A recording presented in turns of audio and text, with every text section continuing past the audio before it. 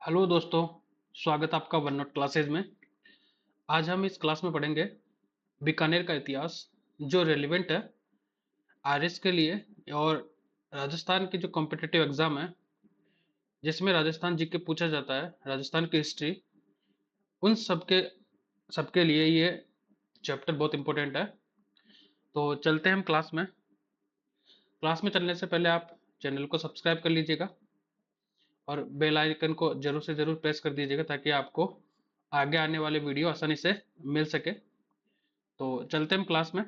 ये जो वीडियो है वो जितना भी एग्जाम होता है राजस्थान से लेके first grade, second grade, third grade या फिर जितने भी कॉम्पिटेटिव एग्जाम है, राजस्थान पुलिस, एसआई, ठीक है, एलडीसी वगैरह, जितने भी जिसमें जो भी एग्जाम में राजस्थान जीके पूछी जाती है उसके लिए बहुत इंपॉर्टेंट है। ठीक है, तो चलते हैं हम क्लास में।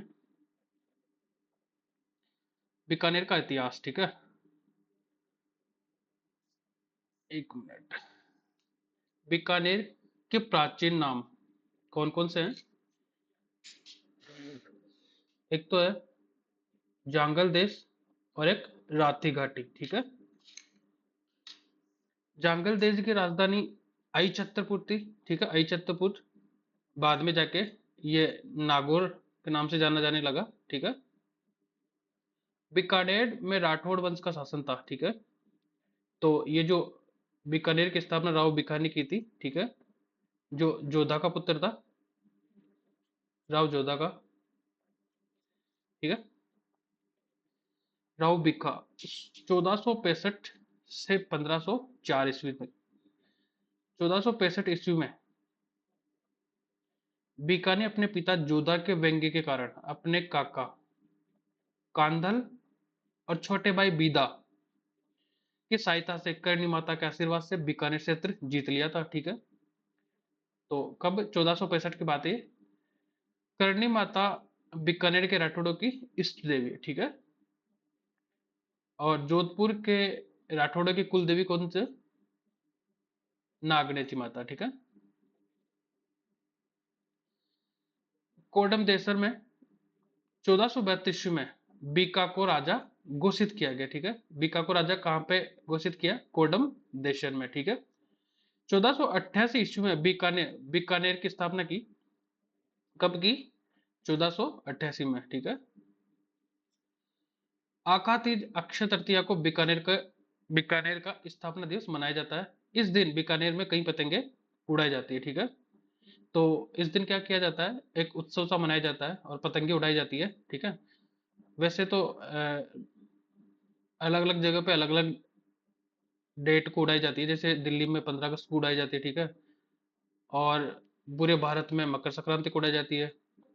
बीका ने जोधपुर के राव सूजा पर आक्रमण किया। ठीक है, बीका ने जोधपुर के राव सूजा पर आक्रमण किया था। ठीक है, परंतु सूजा की माता जशमा दे, जो जोधा की हाडी रानी थी, उसने समझौता करवा दिया था। ठीक है, तथा बीका को राजे चिन्ह दिलवाए। कौन कौन से थे? जैसे नागनची माता की मूर्ति और लक्ष्मी नाथ जी की मूर्ति और हड़बू जी की कटार। ठीक है, तो राव बीका का ये इतिहास है। ठीक है, तो इससे कौन कौन से क्वेश्चन पूछने की जो संभावनाएं होती है, किस तरीके से क्वेश्चन पूछे जाते हैं, जैसे कि बीकानेर की स्थापना किसने की और कब की? ठीक है, ये क्वेश्चन बन सकता है। और बीका को राजा घोषित कब किया गया? 1472 में। ठीक है, इसके अलावा बीकानेर का जो स्थापना दिवस है वो कब मनाया जाता है? ठीक है, आकातीज को। ठीक है, अक्षय तृतीया को।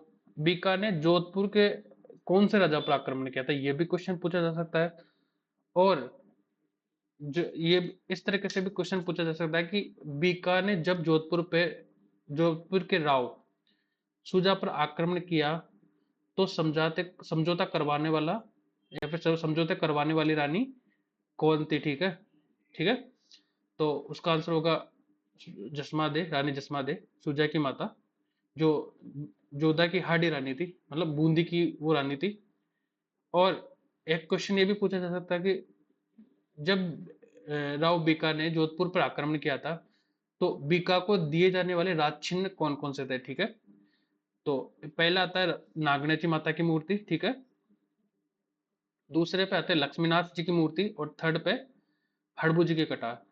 तो जोधपुर से रिलेटेड इस तरीके के क्वेश्चन पूछने की संभावना होती है। और बीका के द्वारा कौन कौन से स्थापत्य कला में क्या क्या निर्माण कार्य करवाए गए थे, ठीक है। जैसे कि गरीब कल्याण के लिए कौन कौन से कार्य थे, समाज कल्याण के लिए क्या क्या कार्य थे। तो कोडम देसन में भैरव मंदिर का निर्माण करवाए थे इन्होंने, ठीक है। धार्मिक क्षेत्र में निर्माण हुआ है ये। यह मूर्ति बीका मंडोर से लाया था, ठीक है। यह मूर्ति जो भैरव मंदिर, भैरवनाथ जी की जो मूर्ति थी, वो बीका कहाँ से लेके आया था? जोधपुर से, ठीक है। जोधपुर में मंडोर से।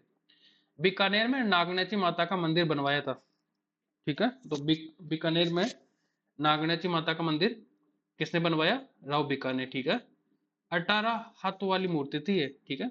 ये 18 क्वेश्चन, अब देखो इसमें भी 2-3 क्वेश्चन तो इसमें भी बन सकते हैं, ठीक है।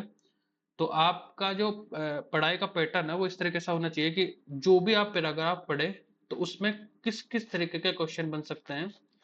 और जब आप प्रीवियस ईयर के क्वेश्चन देखोगे तो उसमें आपको पता चलेगा कि इसी तरीके के लगभग क्वेश्चन इसमें पूछे जाते हैं, लाइन टू लाइन क्वेश्चन पूछे जाते हैं, ठीक है। राव लूणकरण आते हैं हम, ठीक है। 1505 से 1526 में इनका टाइम है। लोक संत जसनाथ जी के आशीर्वाद से शासक बने थे, ठीक है। लोक संत जसनाथ जी, ठीक है, जो जसनाथ संप्रदाय से आते हैं। इन्होंने जैसलमेर के राव जेसी को हराया था। किसको हराया था? लूणकरण ने राव जेसी को, जो कहाँ के शासक थे? जैसलमेर के। और नागौर के मोहम्मद खान को 1513 में हराया इनको, ठीक है। दोसी के युद्ध में नारनौल के नवाब अब्बी मीरा के खिलाफ लड़ता हुआ ये मारा गया। कब? 1526 में, ठीक है। तो दोसी के युद्ध में नारनौल के नवाब अमी बीरा के खिलाफ ये लड़ते हुए मारे गए, ठीक है। बीटू सुधा ने लूणकरण को कलयुग का करण कहा, ठीक है। तो ये भी बहुत इंपॉर्टेंट फैक्ट है, कहीं एग्जाम में पूछ भी लिया है। कम से कम 20 तो एग्जाम में ये क्वेश्चन पूछ चुके हैं, ठीक है। जेसोम ने भी इसकी तुलना कर्ण से की है। इसे लूणकरण से झील का निर्माता भी कहा जाता है, ठीक है। तो इसमें भी क्वेश्चन बहुत सारे पूछे जा सकते हैं। राव जैसी कौन था? 1526 से 1541 का इनकी काल अवधि है। 1527 ईस्वी में अपने पुत्र कल्याणमल को खानवा के युद्ध में राणा सांगा की सहायता के लिए इन्होंने भेजा, ठीक है। 1534 ईस्वी में राप्ती घाटी के युद्ध में हुमायूं के भाई कामरान को इस रावजेशी ने हराया। इस युद्ध की जानकारी बीटू सुजा की पुस्तक रावजेशी छंद से मिलती है। कामरान ने पहले भटनेर पर अधिकार कर लिया था, ठीक है। तो कामरान ने कहा अधिकार किया था? भटनेर जो हनुमानगढ़ में है। रावजेशी एवं मारवाड़ के शासक मालदेव के मध्य पाहिबा का युद्ध हुआ, ठीक है, जिसमें जेसी मारा गया था, ठीक है। राव जेसी ने मालदेव के बीकानेर पर आक्रमण के दौरान अपने मंत्री नगराज को शेरशाह सूरी से सहायता प्राप्त करने के लिए भेजा था, ठीक है। तो जेसी ने भी केंद्र से सहायता मांगी थी मालदेव के खिलाफ, ठीक है। तो नागराज को अपने मंत्री शेरशाह सूरी के पास सहायता के लिए भेजा इन्होंने। राव कल्याणमल, ठीक है, 1541 से 1574 का ये समय है। और 1527 में खानवा के युद्ध में बीकानेर की सेना का इन्होंने नेतृत्व किया था। 1544 ईस्वी में गिरी सुमेल के युद्ध में शेरशाह का साथ दिया इन्होंने और युद्ध के बाद बीकानेर पर अधिकार कर लिया। 1570 ईस्वी में क्या होता है? अकबर के नागौर दरबार में इन्होंने भाग लिया, ठीक है। और मुगलों की अधीनता स्वीकार की कल्याणमल ने। यह बीकानेर का प्रथम शासक था जिन्होंने मुगलों की अधीनता स्वीकार की थी। इस दरबार में युवराज राय सिंह और पृथ्वीराज राठौर ने भाग लिया था, जिन्हें अकबर अपने साथ सेंटर में लेके चला गया था, ठीक है। तो ये राव कल्याण मल के बारे में ये इतिहास है। अब आते हैं महाराजा राय सिंह। अकबर ने इसे जोधपुर का प्रशासक नियुक्त किया था, ठीक है। हम वही चीज पढ़े जो बहुत इंपॉर्टेंट है, जो एग्जाम में पूछे योग्य है। ऐसे तो बहुत सारे हिस्ट्री इन लोगों के, वो इतना रिलेवेंटली हमें केवल एग्जाम पास करना है, ठीक है। वैसे मैं बता सकता हूँ आपको, हर एक राजा के बारे में अलग से मैं चैप्टर कर सकता हूँ, लेकिन मतलब नहीं है, ठीक है।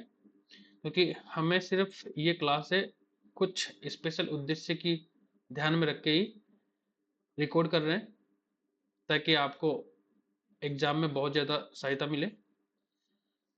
अब आते हैं महाराजा राय सिंह। 1574 से 1612 ईस्वी में इनका टाइम है, और अकबर ने इनको जोधपुर का शासक नियुक्त किया था 1572 से 74 के बीच में। यह अकबर और जहांगीर का मनसबदार था, ठीक है।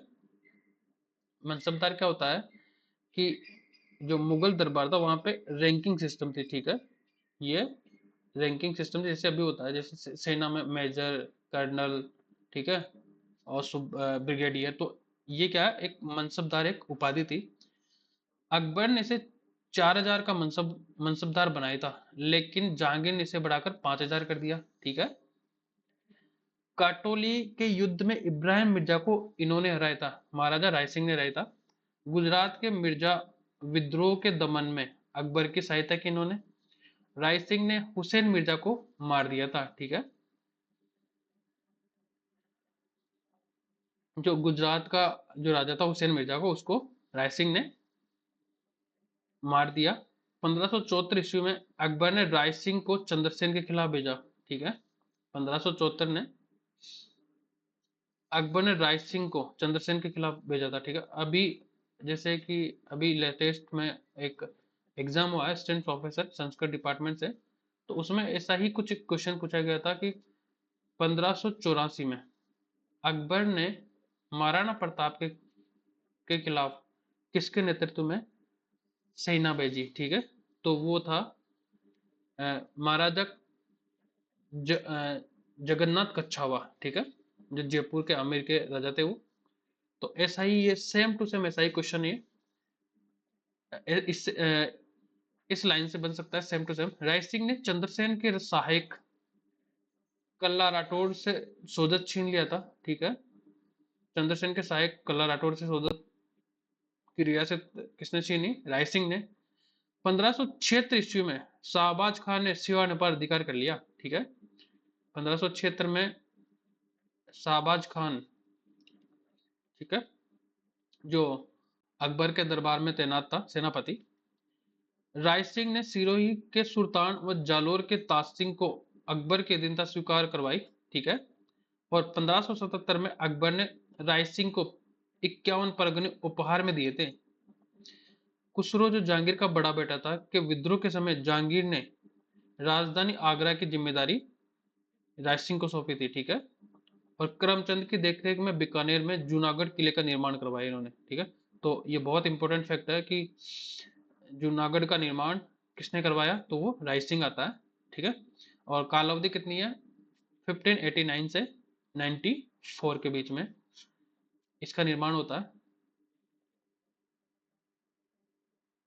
एक मिनट, इसको मैं थोड़ा फिक्स कर लेता हूँ।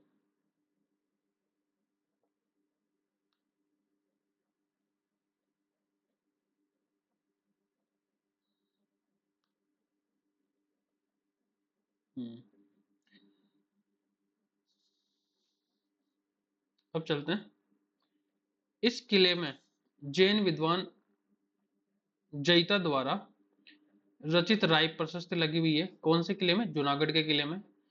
इस किले के सूरजपोल नामक दरवाजे पर जयमल और फत्ता की गजारूढ़ प्रतिमाएं हैं, ठीक है। तो हाथी पर बैठे हुए जयमल और फत्ता की जूनागढ़ के किले में एक दरवाजा है, उसका नाम है सूरजपोल, वहां पे इनकी प्रतिमाएं लगी हुई है।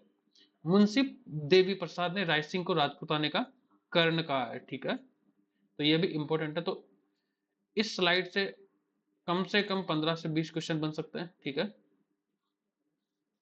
तो आप इससे इस स्लाइड से क्वेश्चन बनाने की कोशिश करना कि किस किस टाइप के, मैंने पहली स्लाइड में इसको क्वेश्चन बनाने का आपको तरीका बता दिया है, तो आप भी इस पैटर्न से ही स्लाइड को और वीडियो को देखिएगा। आपके माइंड में ये चीज़ होनी चाहिए कि एग्जाम से रिलेटेड कौन से क्वेश्चन, ये आपको तब पता चलेगा कि आप एक बार जो भी एग्जाम की आप तैयारी कर रहे हो उसके प्रीवियस ईयर क्वेश्चन देखना आप, ठीक है। तब जाके आपको ये वीडियो देखते टाइम या फिर ये स्लाइड आप देख रहे हो, तो तब जाके आपको सीधा सीधा अंदाजा लगेगा कि ये क्वेश्चन तो वहां पूछा गया है, ठीक है। और इस स्लाइड से और अलग अलग क्वेश्चन कौन कौन से पूछे जा सकते हैं, वो आइडिया आपको तब जाके डेवलप होगा। तो चलते हैं हम। राय सिंह की पुस्तकें कौन कौन सी हैं? राय सिंह महत्व, वैदिक वंशावली, ज्योतिष रत्नमाला और बाल बोधिनी, जो ज्योतिष ग्रंथों पर टीका है ये। और इनके जो दरबारी कवि थे या फिर विद्वान थे वो कौन थे? जय सोम, जिन्होंने कर्मचंद वंशोत्कीर्ण कम काव्य लिखा, इन्होंने बहुत बड़ा नाम है ये, रुक रुक के लिया जा रहा है। इस पुस्तक में राय सिंह को राजेंद्र कहा है, ठीक है। इस पुस्तक में राय सिंह को राजेंद्र मतलब राजाओं का भी इंद्र, ठीक है। इस पुस्तक में राव लूणकरण की तुलना कर्ण से की गई है, ठीक है। तो राव लूणकरण का भी इस पुस्तक में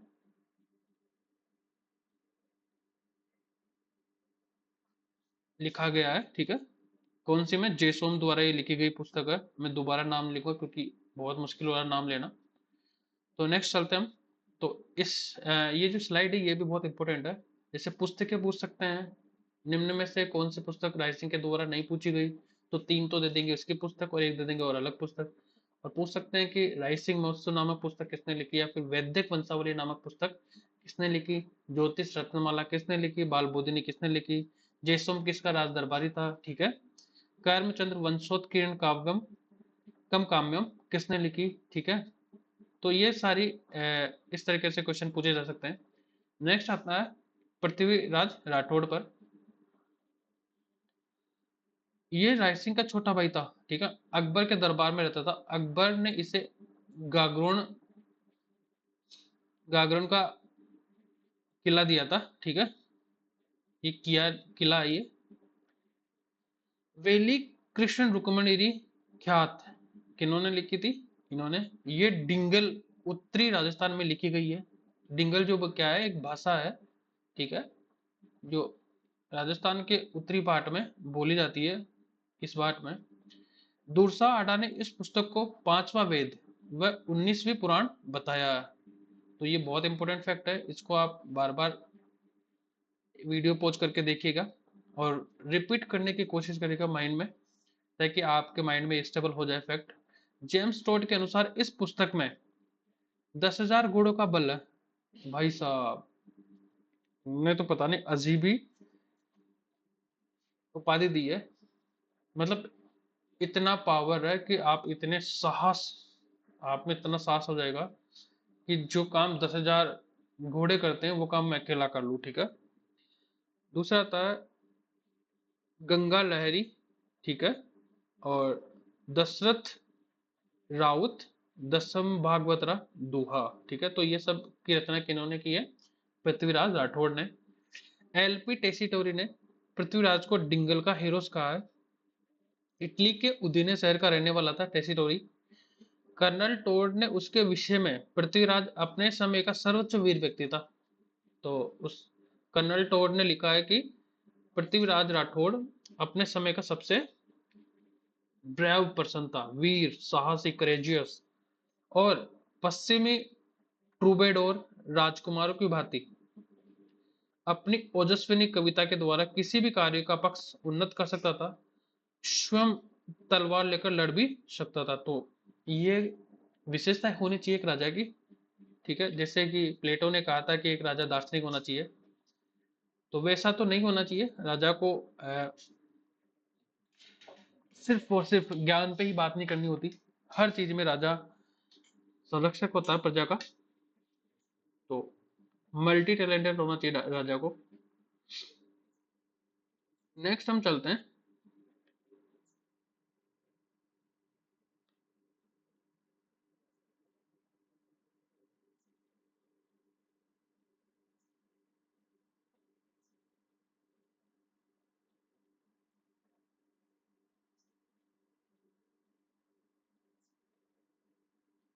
कर्ण सिंह पे।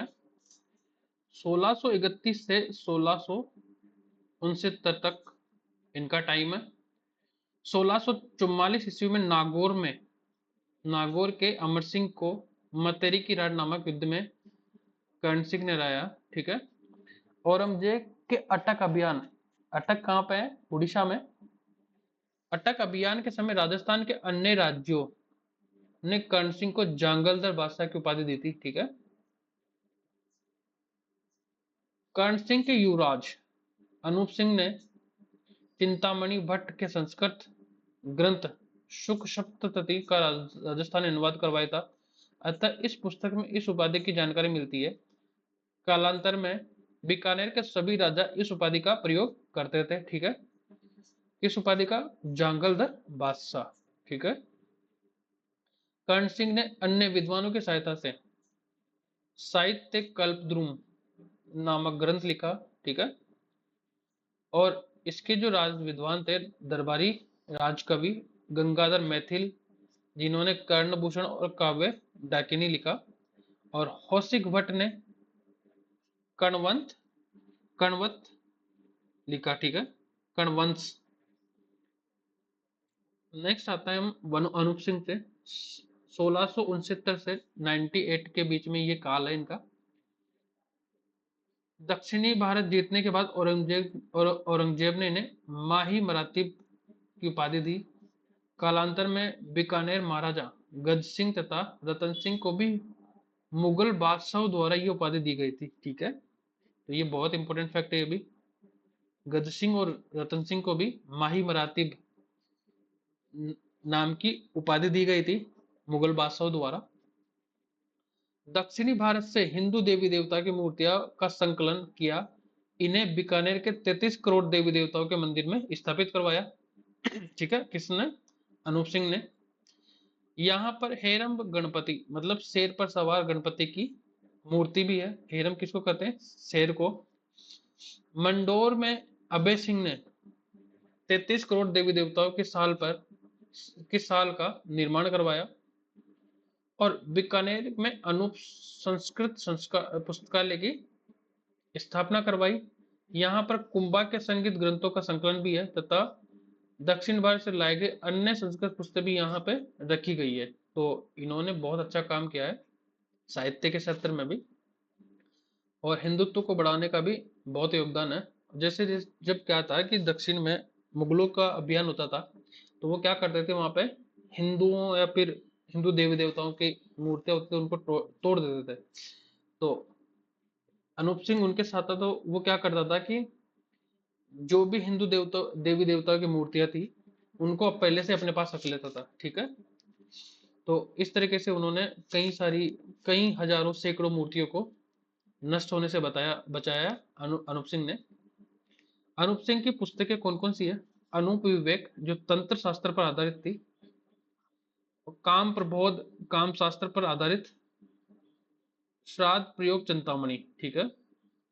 श्राद्ध प्रयोग चिंतामणि अनूप सिंह द्वारा रचित है। अनुपयोदय गीत गोविंद पर एक टीका थी। ठीक है। तो ये जो क्वेश्चन है ये वाला, ये भी असिस्टेंट प्रोफेसर में पूछा गया था अभी, सॉरी असिस्टेंट प्रोफेसर, कि श्राद्ध प्रयोग चिंतामणि और एक और भुक्ति, तो सॉरी काम प्रबोध। ठीक है। दोनों बुक यहाँ मिल गई। काम प्रबोध और श्राद्ध प्रयोग चिंतामणि बुक किसके द्वारा लिखित गई थी? तो ये था अनूप सिंह के द्वारा। दरबारी विद्वान कौन कौन थे इनके? भाव भट्ट, जिन्होंने संगीत अंकुश, अनूप संगीत विलास और अनूप संगीत रत्नाकर लिखा। गार्डन वीरभान, अनूप कुंवर अनूप सिंह की वेल, अनंत भट्ट ने तीर्थ रत्नाकर लिखा। उदय चंद्र ने पांडित्य दर्पण लिखा है। विभिन्न संस्कृत पुस्तकों का राजस्थानी में अनुवाद करवाया था इन्होंने। ठीक है। मतलब कहना, हम इन सब बातों के आधार पर हम एक निष्कर्ष पर आते हैं कि जो अनूप सिंह था वो साहित्य में बहुत रुचि रखता था, धर्म में, स्थापत्य कला में। जैसे सुखकारी का जोशी राय ने दंपति विनोद नाम से इसका अनुवाद किया, सुखकारिका का। ठीक है। बेताल बत्तीसी गीता, इसका अनुवाद आनंद राम ने किया था। गीता का भी अनुवाद आनंद राम ने किया था, ठीक है। तो यहाँ से भी बहुत इंपॉर्टेंट क्वेश्चन पूछे जा सकते हैं। सोचो, असिस्टेंट प्रोफेसर में यहाँ से क्वेश्चन पूछा गया अभी हाल ही में, जस्ट 10 दिन की बात हुई है। मैं आज रिकॉर्ड कर रहा हूँ, ये 12 सितंबर का ये दिन है, ठीक है। तो अभी 10 दिन की भी बात नहीं हुई, ये मतलब 8-9 को ये एग्जाम हुआ है, ठीक है। तो यहाँ से इस तरीके से क्वेश्चन पूछने की बहुत ज्यादा संभावना होती है और हमें लगता है कि डिफिकल्ट क्वेश्चन है। सूरज सिंह 1727 से 1828 के बीच में इनका समय होता है। 1805 ईस्वी में भटनेर पर अधिकार कर लेते हैं ये सूरज सिंह, जो हनुमानगढ़ में है। इस दिन मंगलवार था, इसलिए भटनेर का नाम बदलकर हनुमानगढ़ कर दिया था, ठीक है। तो ये इंपॉर्टेंट फैक्ट है, ये कहीं पे भी पूछा जा सकता है आपको कि बटनेर का नाम बदलकर हनुमानगढ़ क्यों कर दिया गया था, ठीक है। तो किसने किया था? सूरज सिंह ने किया था। क्यों? क्योंकि जिस दिन उन्होंने बटनेर को जीता था या फिर अधिकार किया था उस पर, तो उस दिन मंगलवार था। तो मंगलवार का दिन किसका होता है? भगवान जी का, हनुमान जी का। 1814 ईस्वी में चूरू पर आक्रमण कर दिया सूरज सिंह ने। इस समय चूरू के किले से चांदी के गोले चलाए गए थे। इस समय चूरू का सामंत कौन था? शोजी सिंह, ठीक है। 21 मार्च 1818 ईस्वी में अंग्रेजों के साथ संधि कर लेते हैं कौन? सूरज सिंह। अच्छी बात भी है और बुरी बात भी है। संधि में अंग्रेज प्रतिनिधि कौन थे? Charles Metcalfe. और बीकानेर से कौन थे? काशीनाथ ओझा। इसके शासनकाल में सर जॉर्ज टॉमस ने बीकानेर पर 2 बार आक्रमण किया था, ठीक है। सूरज सिंह के टाइम में अंग्रेजों ने 2 बार अटैक किया था। इसने गिंगोली के युद्ध में जयपुर महाराज जगत सिंह द्वितीय का सहयोग किया था, ठीक है। गिंगोली का युद्ध भी जो लड़ा गया था, उसमें महाराजा जगत सिंह द्वितीय जो जयपुर के शासक थे, उनका सहयोग किया था। तो ये बहुत इंपॉर्टेंट है कि हनुमानगढ़ का नाम हनुमानगढ़ कैसे रखा गया था, ठीक है। और किसने रखा था, कब रखा था, ये क्वेश्चन पूछा जा सकता है। चांदी के गोले किस किले पे चलाए गए थे, ठीक है। और सॉरी, किस किले ने चलाए थे और कब चलाए थे, ठीक है। और उस चांदी के गोले जिस टाइम चलाया गया था, उस टाइम चूरू का शासक कौन था, ठीक है। और बीकानेर ने अंग्रेजों के साथ संधि कब की थी? 21 मार्च 1818 में। किसके काल में की थी? सूरज सिंह के काल में। अंग्रेजों की तरफ से प्रतिनिधित्व करने वाले कौन थे? Charles Metcalfe. बीकानेर की तरफ से प्रतिनिधित्व करने वाले काशीनाथ ओझा। इसके शासन काल में जॉर्ज टॉमस ने बीकानेर पर कितनी बार आक्रमण किया था? ये भी क्वेश्चन पूछा जा सकता है कि ऐसा कौन सा अंग्रेजी अधिकारी था, ठीक है, जिन्होंने बीकानेर पर 2 बार आक्रमण किया था और किसके काल में ये आक्रमण हुआ था, ठीक है। और सूरज सिंह ने गिंगोली के युद्ध में किस महाराजा की सहायता की थी? या फिर गिंगोली के युद्ध में बीकानेर का कौन सा ऐसा शासक है जिसने महाराजा जगत सिंह की सहायता की थी? तो कई प्रकार के क्वेश्चन बन सकते हैं, ठीक है। तो इस तरीके से मैंने आपको एक तरीके से इस सीरीज में जैसे क्वेश्चन पूछे जाते हैं, आपके एग्जाम में जो क्वेश्चन पूछे जाते हैं एज इट इज, उस तरीके से मैंने आपको पढ़ाया है और पढ़ा रहा हूँ। आगे आते हैं रतन सिंह। 1828 से 1851 के बीच में। 1829 में बासन पीर, जो कहाँ पे है? जैसलमेर में। बासन पीर के युद्ध में जैसलमेर महाराजा गज सिंह से पराजित हुए थे रतन सिंह जी, ठीक है। और 1835 में मेवाड़ महाराणा जवान सिंह की मध्यस्थता से दोनों के बीच समझौता हुआ, ठीक है। इस समझौते में अंग्रेज प्रतिनिधि ट्रेवेलियन थे, ठीक है। अंग्रेजों के प्रतिनिधि कौन थे? कौन से समझौते में? मेवाड़ के महाराणा जवान सिंह की मध्यस्थता में जो युद्ध हुआ था बासन पीर का, किन किन के बीच में? जैसलमेर के राजा महाराजा गज सिंह और बीकानेर के राजा राव रतन सिंह के बीच में। लेफ्टिनेंट बोयलो ने अपनी पुस्तक personal narrative through western state of Rajwara में इस समझौते का वर्णन किया था। और 1837 ईस्वी में गया में कन्यावध पर रोक लगा देता है, ठीक है। तो ये बहुत इंपॉर्टेंट काम है इनका, रतन सिंह का।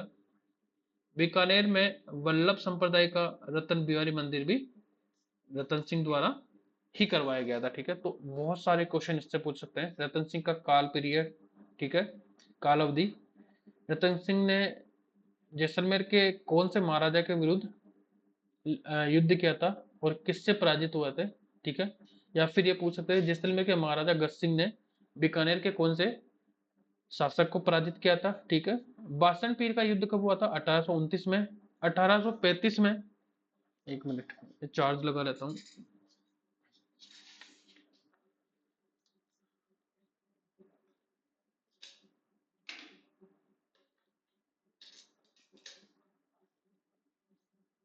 हम्म 1835 में जो युद्ध चल रहा था जैसलमेर और बीकानेर के बीच में, उसका समझौता किसने करवाया था? ठीक है, तो ये 1835 में होता है। और जवान सिंह जो कहाँ के राजा थे? मेवाड़ के। ठीक है, इस समझौते में अंग्रेजों की तरफ से प्रतिनिधित्व वाले कौन थे? ठीक है, और रतन सिंह बासन पीर के युद्ध के बारे में किस स्रोत से हमें जानकारी प्राप्त होती है? वो बोइलो की पुस्तक का personal narrative through western state of Rajwara. और रतन सिंह ने कन्यावध, बिहार में कन्यावध पर रोक लगाई कब? 1837 में। ठीक है, और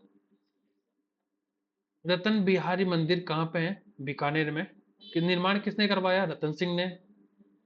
और रतन बिहारी मंदिर किस संप्रदाय से संबंधित है? ये वल्लभ संप्रदाय से। ठीक, तो कई सारे क्वेश्चन पूछे जा सकते हैं। इनके दरबारी विद्वान कौन है? दयाल दास। बीकानेर और रटौड़ी ख्यात, यह राजस्थान का अंतिम ख्यात ग्रंथ है। इस पुस्तक में बीका से लेकर सरदार सिंह तक बीकानेर के राजाओं की जानकारी है। और इस पुस्तक में जोधपुर के राठौड़ों की भी जानकारी हमें मिलती है। ठीक है, अब आते हैं गंगा सिंह, जो लास्ट स्लाइड है हमारी। गंगा सिंह 1837 से 1947 के बीच का टाइम पीरियड, बहुत इंपॉर्टेंट राजा थे, बहुत ही ऐतिहासिक इन्होंने काम किया है। और देश विदेशों में जा जाके इन्होंने अपनी बहादुरी का परचम लहराया है। 1899 ईस्वी में चीन में बॉक्सर विद्रोह को इन्होंने दबाया। ठीक है, तो देख लीजिए आप, इंटरनेशनल लेवल पे जाके इन्होंने क्या किया है, अपनी वीरता दिखाई है। अतः अंग्रेजों ने चीन युद्ध में इनको पदक दिया था। ठीक है, 1899 में 56 अकाल नाम से प्रसिद्ध भयंकर दुष्काल, मतलब बुरा अकाल था ये, का सफलतापूर्वक मैनेजमेंट प्रबंधन करने के कारण अंग्रेजों ने इसे केसर ए हिंद की उपाधि दी थी। ठीक है, केसर ए हिंद की उपाधि गंगा सिंह को दी थी। तो कहने का मतलब है कि बहुत ही इंटेलिजेंट, ठीक है, और शिक्षित ये राजा थे। 1913 ईस्वी में प्रजा प्रतिनिधि सभा की स्थापना की इन्होंने। 1916 ईस्वी में बीएचयू की स्थापना के लिए मदन मोहन मालवीय की सर्वाधिक आर्थिक सहायता भी गंगा सिंह ने की थी। इन्होंने ऊँटों की सेना बनाई, जिसे गंगा रिसाला भी कहा जाता है। गंगा रिसाला ने पहले और दूसरे विश्व युद्ध में भाग लिया था, बहुत इंपोर्टेंट फैक्ट है। प्रथम विश्व युद्ध के समय ब्रिटिश कैबिनेट के एकमात्र अश्वेत सदस्य के रूप में चुने गए थे, ये भी बहुत इंपोर्टेंट है। 1919 ईस्वी में पेरिस शांति सम्मेलन में भाग लिया। यहाँ से लौटते समय अंग्रेजों को अपना प्रसिद्ध रोब नोट भेजा था तथा भारत के लिए स्वशासन की मांग की थी। 1921 ईस्वी में गवर्नर जनरल चेम्सफोर्ड ने चैम्बर्स ऑफ प्रिंसेस का गठन किया तथा गंगा सिंह को इसका चांसलर 1921 से 1925 में बनाया। ठीक है, 1927 ईस्वी में गंग नहर, राजस्थान की पहली नहर का निर्माण करवाया, इसलिए गंगा सिंह को राजस्थान का भागीरथ भी कहा जाता है। गंग नहर का इंजीनियर कंवरसेन था। इसका उद्घाटन तत्कालीन गवर्नर जनरल लॉर्ड इरविन ने सेवपुरी हेड पर किया था। गंगा सिंह ने लंदन में आयोजित गोलमेज सम्मेलन में भाग लिया।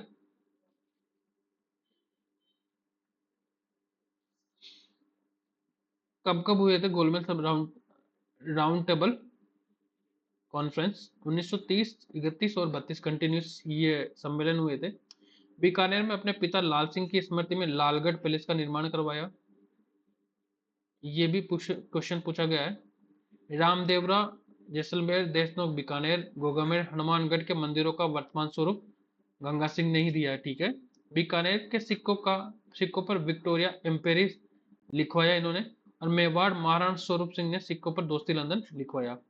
तो इस स्लाइड से इतने क्वेश्चन पूछे सकते हैं जो बहुत ही ज्यादा इंपॉर्टेंट है, और सभी एग्जाम में यहाँ से क्वेश्चन पूछे जा सकते हैं। जैसे कि गंगा सिंह ने बक्सर विद्रोह जो चीन में हुआ था 1899 में, उसमें राजस्थान के कौन से राजा ने भाग लिया था, ठीक है। छप्पन या अकाल कब हुआ? 1899 में, ठीक है। और इसका बेहतर मैनेजमेंट करने के कारण अंग्रेजों ने इनको किस उपाधि से नवाजा था? तो ये थी केसर ए हिंद, ठीक है। और उन प्रजा प्रतिनिधि सभा की स्थापना किन्होंने की थी? गंगा सिंह ने। प्रजा प्रतिनिधि सभा की स्थापना कब हुई थी? 1913 में, ठीक है। और गंगा सिंह ने 1913 में किस सभा की स्थापना की थी? प्रजा प्रतिनिधि। तो एक ही सेंटेंस से तीन तीन क्वेश्चन बन रहे हैं, ठीक है। 1916 में कौन सी विश्वविद्यालय बनाने के लिए गंगा सिंह ने आर्थिक सहायता दी थी? बीएचयू, ठीक है। और बीएचयू की स्थापना के लिए मदन मोहन मालवीय को सर्वाधिक आर्थिक सहायता गंगा सिंह ने कब दी थी? 1916 में। तो इस तरह के कई सारे क्वेश्चन पूछे जा सकते हैं, ठीक है। तो यहाँ पे ये लास्ट स्लाइड थी। तो ये हुआ आपका बीकानेर का इतिहास। एग्जाम के पर्सपेक्टिव से मैंने जितने भी फैक्ट बनते हैं वो सारे बता दिए हैं। आप इस वीडियो को बार बार देखिएगा ताकि आप इसको स्टेबल और एग्जाम के लिए आप बेहतर रूप से तैयार कर सके। हाँ, मैं आपसे फिर से कहना चाहूँगा कि जब भी आप कोई भी चीज़ या फिर कोई भी वीडियो देखते हो या फिर कोई भी पुस्तक पढ़ते हो, तो उससे पहले आप प्रीवियस ईयर के क्वेश्चनों को जरूर पढ़ लीजिएगा, ठीक है। उससे आपको किताब पढ़ते टाइम इस चीज़ का पता लग जाएगा कि किस तरीके से पढ़ना है, किस तरीके से क्वेश्चन पूछा जा रहा है, कौन सी चीज़ छोड़नी है, कौन सी पढ़नी है, ठीक है। और हमारा तरीका क्या होना चाहिए, किस पोर्शन पे ज़्यादा फोकस करना चाहिए। तो मैदान में जाने से पहले हमें एक बार मैदान को देखना जरूरी होता है, ठीक है। स्ट्रेटजी बनाना जरूरी होता है। और मैं लास्ट में एक बार आपसे विनती करना चाहता हूँ कि आप चैनल को जरूर से जरूर सब्सक्राइब कर लीजिएगा, ताकि भाई पैसा आना जरूरी है, ठीक है। यूट्यूब से इस वजह से मैं फ्री में पढ़ा रहा हूँ कि ज्ञान के साथ साथ पैसा भी होना चाहिए, ठीक है। तो प्लीज, चैनल अभी मोनेटाइज नहीं हुआ है, आप सहयोग करोगे तो तब मोनेटाइज होगा। ये स्टार्टिंग का टाइम है। तो मैं वीडियो को यहीं से समाप्त करता हूँ। और ज़्यादा से ज़्यादा लोगों को ये शेयर करिएगा ताकि मुझे प्रोत्साहन मिले और मैं आपके लिए इस तरह के जो इम्पोर्टेंट फैक्ट है वो लेके आऊँ। धन्यवाद दोस्तों।